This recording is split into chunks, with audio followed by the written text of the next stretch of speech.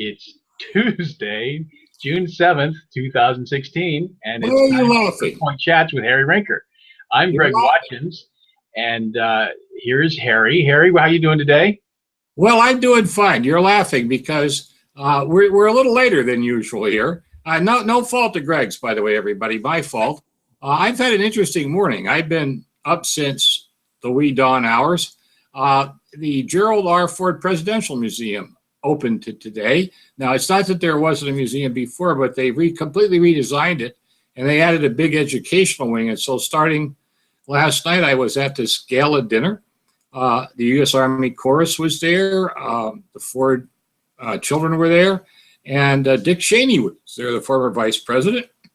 And then after last night, we had the official opening this morning of the new exhibits and the educational center. And we had the typical West Michigan cloudy sky where we all thought it was going to rain, but it didn't. And I am a volunteer at the museum. And so I got to stood there and guard the staircase going upstairs after I was in charge of the main stage. Wasn't that so good deal, right? Yeah.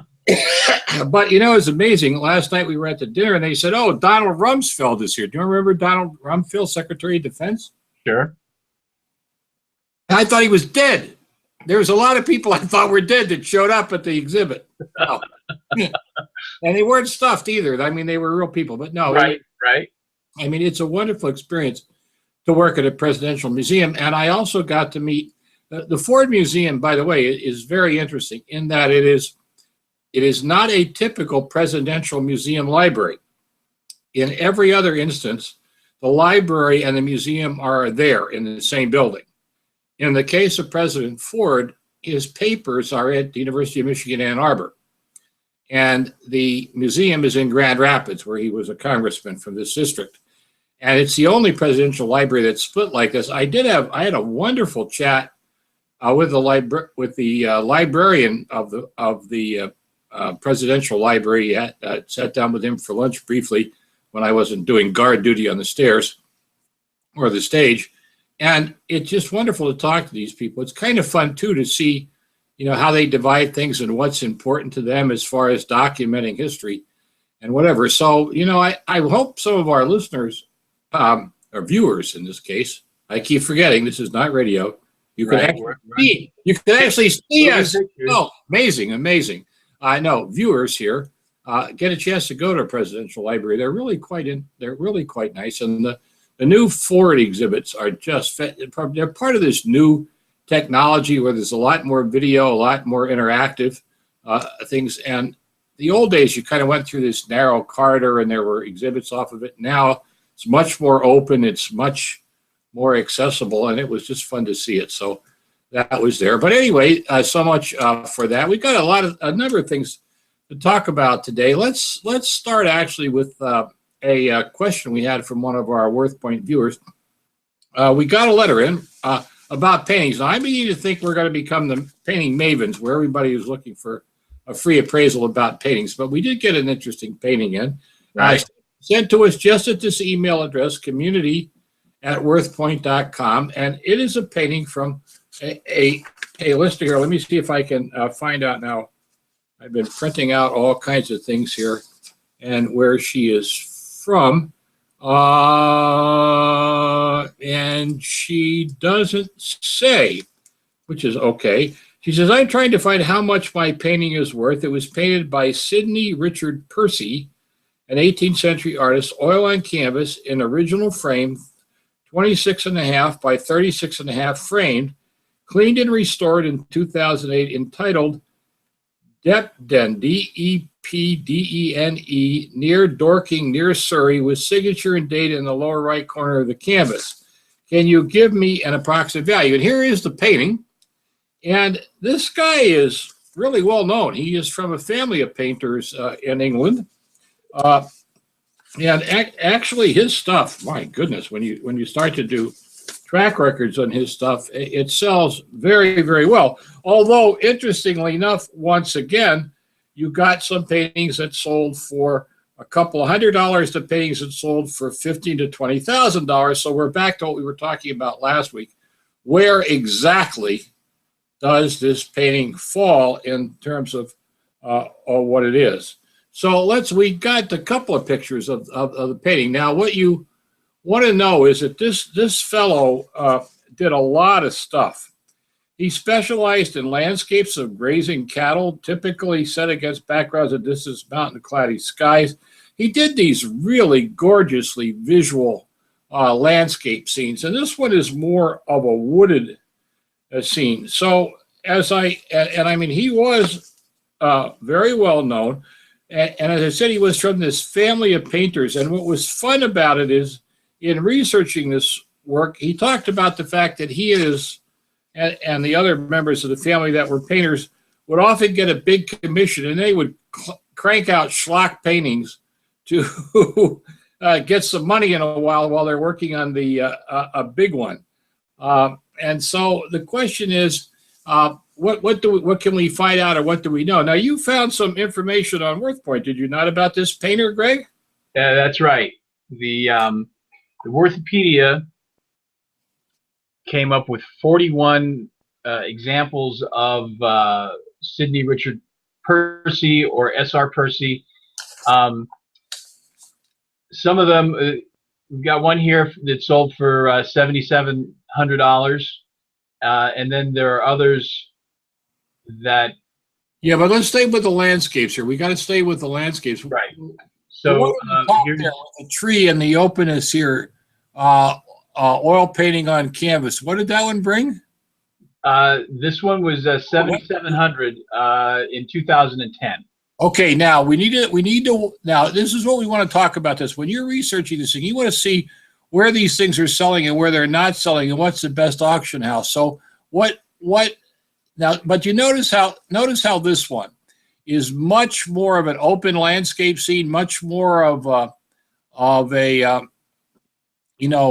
typical of his work, as opposed to the painting we're looking at, which is not quite as typical, but we'll talk about that in a minute. But go ahead. Right. You had this one. What else did you find? This one's got some cattle in it, right? And it's sold at the Dallas Auction Gallery, so down in Texas. All right, good. Okay, that's good. That's fine. That's an important piece to know. What else did we find? Let me back it up here.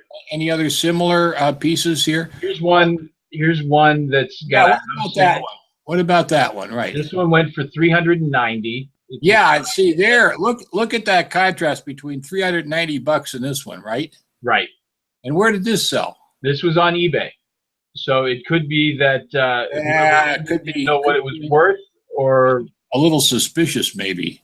Yeah. And that does not look like his signature. That looks like somebody used a felt tip pen. So that could be why. Well, no, but you have to be careful about this. Somebody can take a generic landscape painting and throw a signature. So we're going to throw that one out. Okay. All right, that one goes out, and then we've got this one here. It's sort of a that one again. But look at how much more of a bigger landscape. Okay, but that's we had to throw that out. That's William Weston. Yeah, well, we don't want to do that. That's not the same guy. Oh, well, here's what I found. I found over 50 examples of the guy's work, okay? Uh-huh.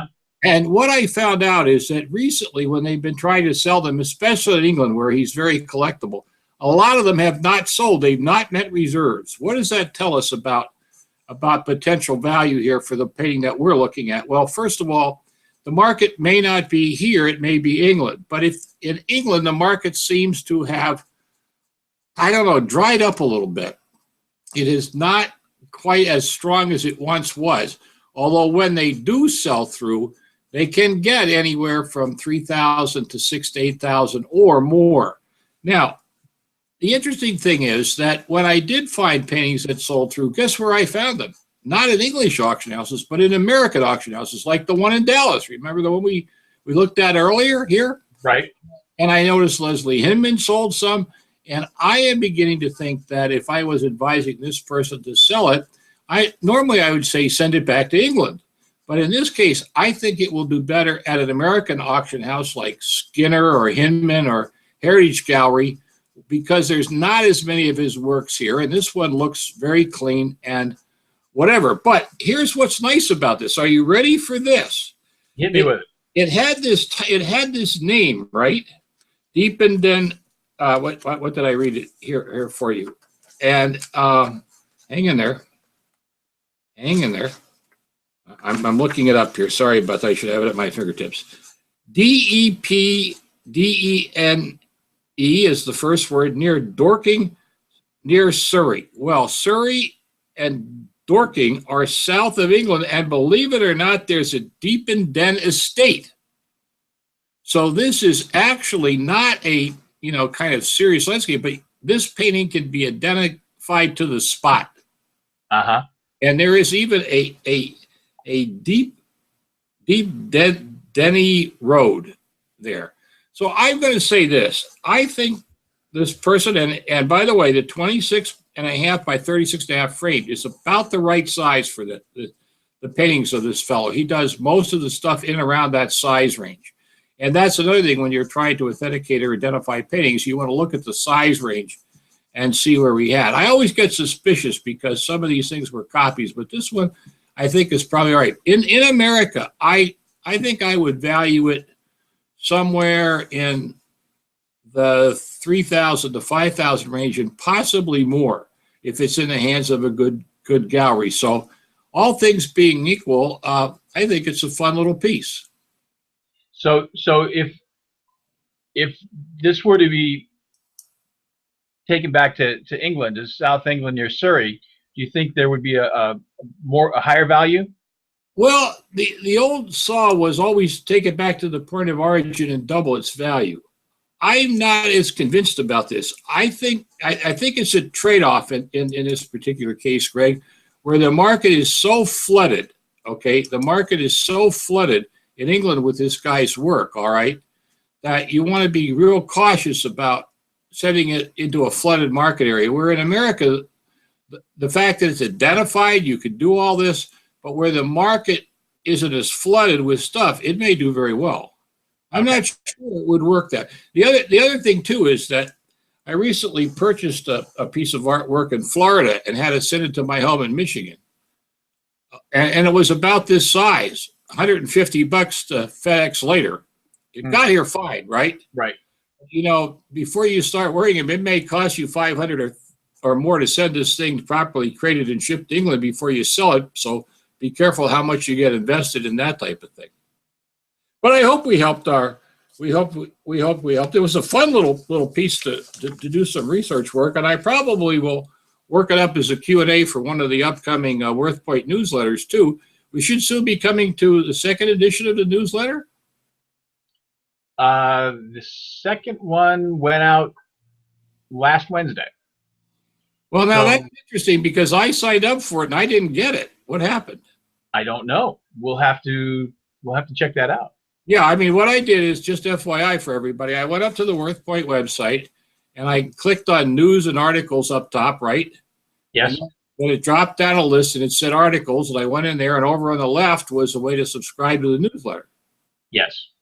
And then I asked you whether I could get back copies, and you said not. And then, well, I'll do it again. But you might have to check your spam folder too. Do you think? I would check there first because the subscription button is pretty reliable. So you'll have to go through and make sure that it's not waiting for you in your spam folder. Okay. Well, no, I can do that because I know the first article had one of the articles I did, and we've got an article in the file waiting to come in there too. So, okay, but the newsletter is a great chance. Now, do you have to be a WorthPoint subscriber to get the newsletter? No, you do not. Anybody can subscribe to get the newsletter, and we're trying to improve engagement with our readers, and there are buttons in the newsletter that will be there every week. And if you have a story that you'd like to tell about antiques or collectibles, or your great find that you recently went out and picked up something of value at a flea market or a garage sale, we want to hear about that, and we will give you a little something if we publish your article. Last newsletter we had, Will Seipel, our CEO, wrote about a great find of his. It was a box of cabinet card photographs of stage actors, and he described where he got them and how he did some research on it and what the values on some of those were. And at the bottom of that article, we asked, if you have a great find, please email us, and we'd like to share your story. Yeah, well, speaking of that, we did get an email from somebody that had another box of cabinet cards. But, you know, it's one thing to say I got a bunch of cabinet cards with these names on the back, but we need to see photographs. And you know, we did invite that listener to send them some photographs, but we didn't get them yet. You know, just you can take them with your picture. Just get them to us as JPEG files, and that's fine. By the way, speaking of reference, no, we weren't speaking of reference books, but I'll transition into reference books. Okay. There's a brand new reference book out I want to take a few minutes to talk about here on the air by a gentleman named John Wade. It's a book called The 50 Most Important Cameras. Now, what's interesting about this book is, A, it's not written by an American, it's written by an Englishman. Here it is, 50 landmark cameras that change photography. And what's even the second thing that's interesting about it is there's no values in it. This is not a book about what these cameras are worth. John is not interested in that. What John is interested in is what cameras had the most profound effect. Well, you know, it was fascinating that I think I owned at least 10 of the 50 in the course of my lifetime. You know, a lot of American cameras, not all of them American cameras, some of them European cameras like Leica and so forth. But it's a wonderful book. It's got detailed history. So, you know, I'm going through there, and there's the old Kodak Brownie camera, which was in my family, but I never used it. But then there was the old Kodak 2, which was the old folding bellows camera that my dad had, and which I still have in my collection, as a matter of fact. And then the Instamatic camera was in there, the Polaroid camera was in there, and I'm, you know, kind of thumbing through the book, and I say to myself, well, where's the Retina camera? Because my dad had an old Kodak Retina, was our first 35 millimeter slide camera. And come on, I had it in the 50s. And so I'm thinking to myself, you know, why isn't this thing in here? I'm looking at all the cameras in the 40s and the 50s. And guess what? It was in there from the 1930s. I didn't realize, excuse me, how far back it dated. And so this is a wonderful book. I highly recommend it as a reference tool if you're interested in old photography. I mean, it even had the old Nikon F, which was my first professional camera. Sorry, when I was taking pictures for my guidebooks and so forth. You can find a lot more about this book by going to schifferbooks.com, or you can go to John Wayne's website, johnwayne.org. I think the thing that fascinates me again is that John is in England. He thinks globally is, you know, it's not a book about English cameras or cameras licensed, American cameras licensed in England. It's about cameras of the world. And I think that's something, again, that we have to understand when we're out there, you know, in the collecting community and so forth, is that these things, we're in a global world today, and we have to think globally when we think collecting. And so this is just one of those fun books that you certainly would like to have in your library if you love just kind of this type of thing. So anyway, you know, I'll do that from time to time. You know, mention these books and so forth, because I think it's fun for me. And so are you trying to lead me into the next discussion here? No, I'm just I'm playing with you're playing with the thing, and there's a flag up there, right? Well, do we want to go to the flag? Well, we will now that you have it up on the screen. Well, you're on the screen actually, Harry. I'm on the screen. You can see what I'm doing. No one else can see that. Well, we better let them see it now that I talked about it. This is one of those guru moments with Harry. Okay. Here is you know, every once in a while I like to pontificate about things. And so I told Greg to make a slide that says Harry the Guru on it.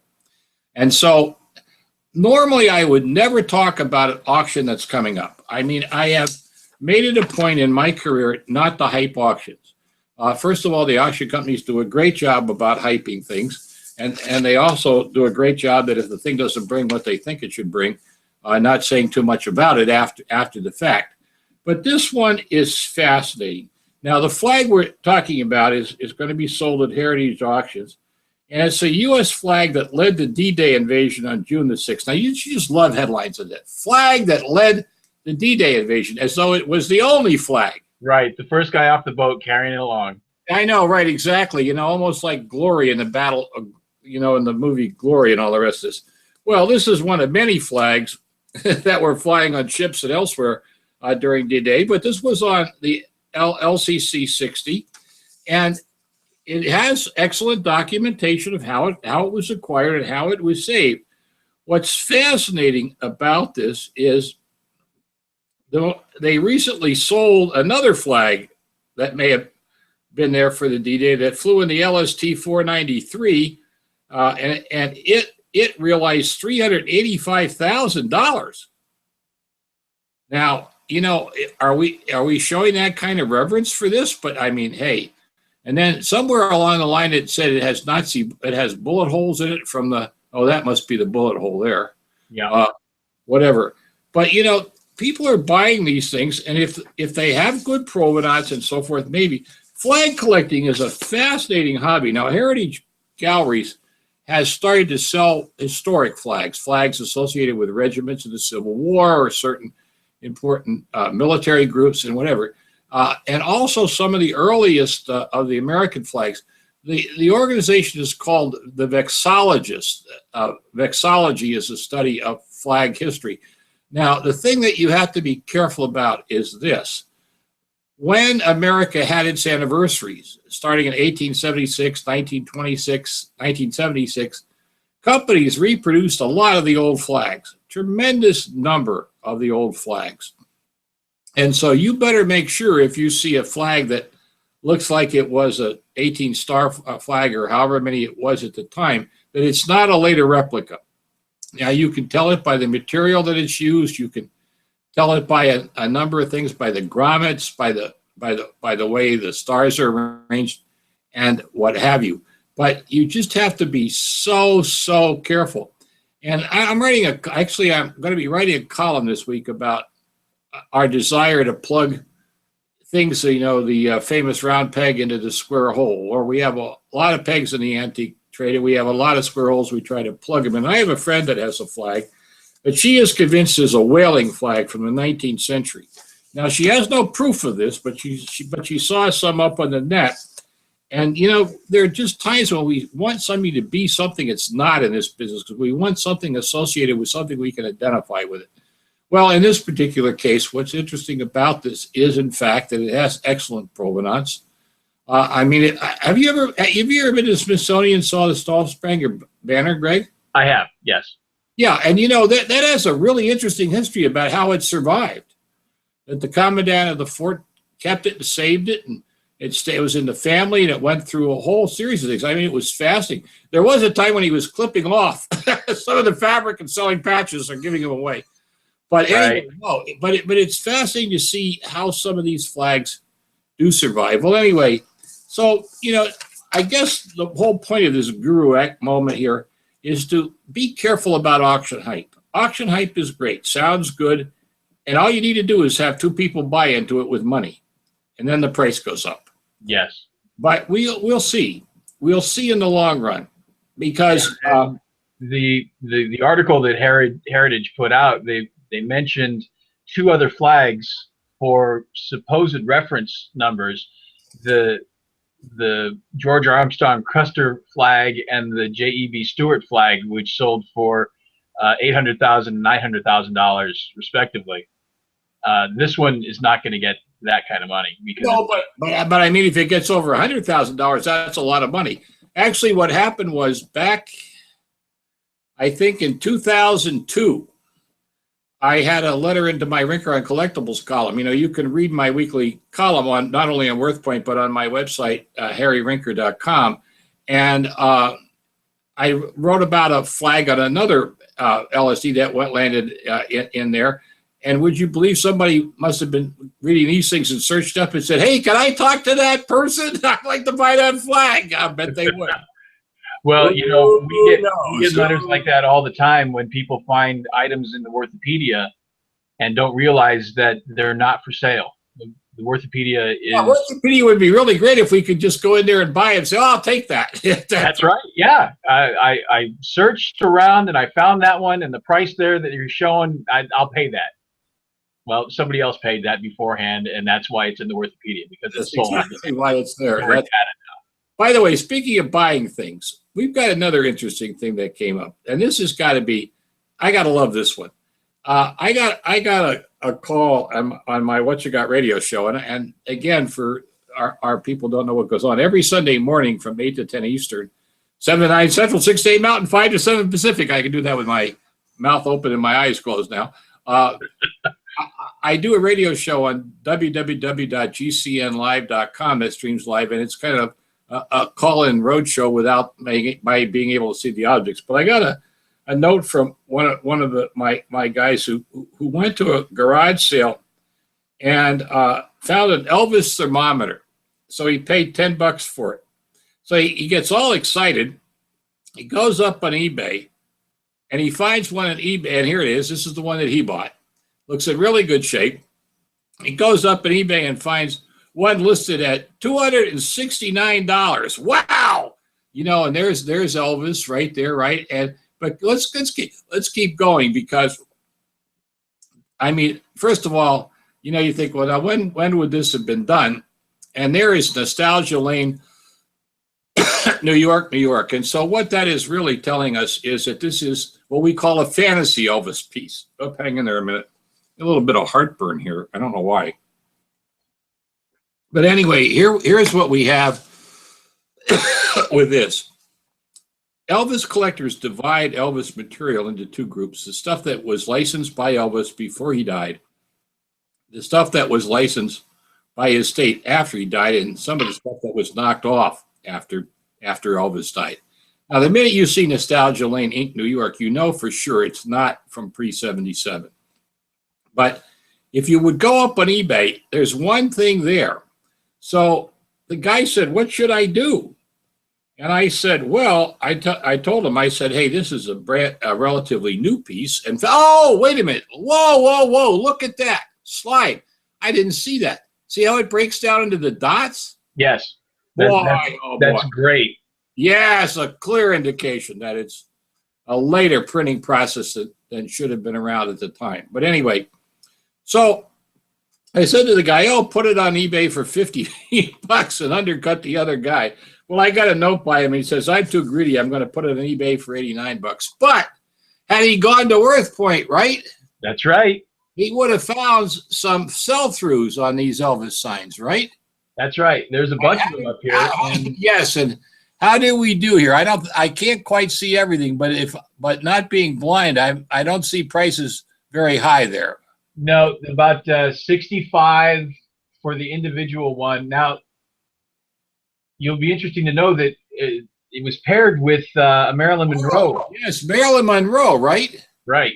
And there's a pair of them sold for $50, so now we're down to $25 for Elvis, or maybe $20 for Elvis and $30 for Marilyn. This is an interesting thing too. When you see a lot like that, and you say, "Oh, there's two of them, so they're each worth $25." Maybe not. Maybe Marilyn is a little bit more expensive than Elvis, and I would think she is actually.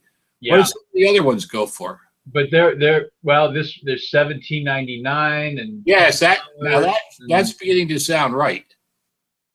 Now here's one that sold on eBay last year. Somebody got $160 for it. No. Yeah. You know what? Fools and their money are soon parted. I mean, I don't think this thing sold new for more than 10 to $15, maybe $20. But, you know, this is one of those things about there are no fixed prices in our business, right? And somebody will get whatever they want. And you know, for somebody who's up there who's going to look at this, and look at this. It says vintage 1970 Elvis Presley thermometer, right? Right. Full feathers. That wasn't done in the 70s. That was done in the 80s or 90s or later. And so, you know, if this is what happens. If you're going to read that label and believe it, you better be prepared to find out maybe later on. I think this is what makes WorthPoint so valuable. When you go to research something like this and you find 20 or 30 of them you know, it's that famous "there's something rotten in Denmark" kind of problem, right? Right. And especially when you find the same one selling for $160 and another one for $17. What does that tell you? Comparison shop till you find a $15 one. That's right. And let the others rot with theirs. Besides that, Elvis is still alive and living in South America, but we won't go there. Is that where he is? Yes. Okay. Good. Well, let's remind our listeners that we love to get questions from you. And it doesn't just have to be about an object. It can be about something in the trade you'd like us to talk about. Community@worthpoint.com. Community@worthpoint.com. Right, and that's the email address. We've had some confusion in the past about whether that was a page on the WorthPoint site, but community@worthpoint.com is where you send the email. Right, and even though, but sometimes do the servers let it go through? I mean, I thought some people have had trouble. No, I ran some tests and the emails are going through. Okay, well then that's great, because then that's super. And I also want to mention, coming up in a month now will be the Institute for the Study of Antiques and Collectibles Summer Camp. 3 different seminars, July 11th through 12th, a 2-day seminar on researching antiques and collectibles, a 2-day seminar on paintings, watercolors, and prints, and a 2-day seminar on toys, games, and puzzles. We still have space. Go to my website, harryrinker.com, click on that Institute logo. Up will come a list of the courses, the registration form. We'd love to see you there. Greg, what's new at WorthPoint that we haven't talked about? Anything? Well, we're still plugging away at adding more data to the Worthopedia sales data, like with the Elvis thermometer and the Percy painting. We're adding more marks and symbols and patterns to the marks database. And we're working on some new things that we're not ready to announce, but when we do, we think it's going to be really helpful to antique and collectibles folks. Yeah, and let's remind everybody that we will be back next week at Tuesday at 2 o'clock, which is when we normally do this. Right. So say goodbye. All right, it's time to say goodbye. We'll see you next time, Harry. Take care, sir. All righty.